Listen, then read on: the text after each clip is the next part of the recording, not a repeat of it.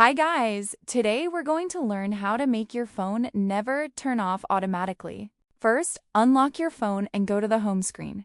Open the Settings app to access all your device configurations.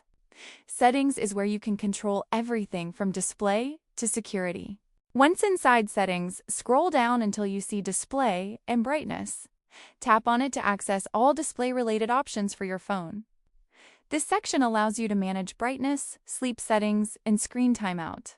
In the Display and Brightness menu, scroll down a little until you find Auto Lock. Tap on it to see the time intervals for screen auto lock. This is where you control how long your phone waits before turning off the screen automatically.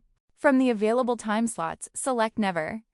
This ensures your phone screen will not turn off automatically. Now your phone will stay on until you manually lock it, making it perfect for long tasks or presentations.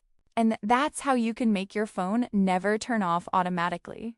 It's a simple setting, but it's super useful for uninterrupted phone use.